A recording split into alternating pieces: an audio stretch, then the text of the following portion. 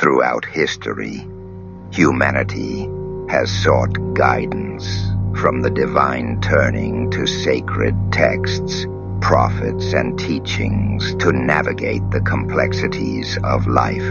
But what happens when the very essence of faith is twisted, manipulated, and reshaped, not for spiritual growth, but for personal greed, power, and control? There was a time when divinity spoke through whispers of wisdom, echoing in the hearts of those who sought it. However, over time, some began to exploit this sacred connection. They cloaked their greed in the robes of religion, preaching doctrines that were never uttered, claiming authority never granted. These manipulators shaped beliefs, not to unite people, but to divide them, planting seeds of conflict in the name of the divine.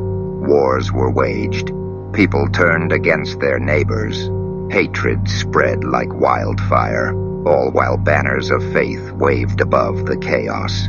But was this truly the will of the divine? The answer lies in silence.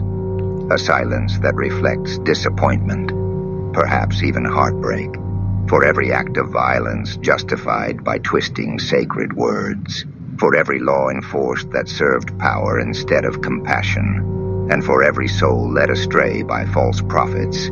The connection with the divine dimmed. People began to follow fabricated statements they believed were divine commands, statements that demanded superiority, discrimination, and destruction. But the truth is this: divinity never spoke those words. These were the creations of men, hungry for power and blind to the consequences. In every sacred teaching, one message remains clear: the divine never supported conflict.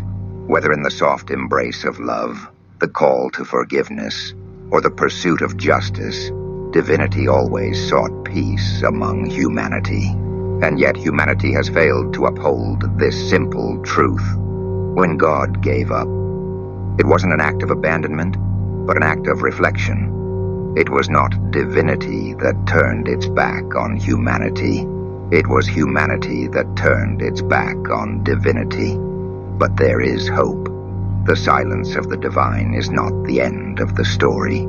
It is a call for us to wake up, to rise above manipulation, to see through the lies, and to reclaim faith as a force for unity, compassion, and love.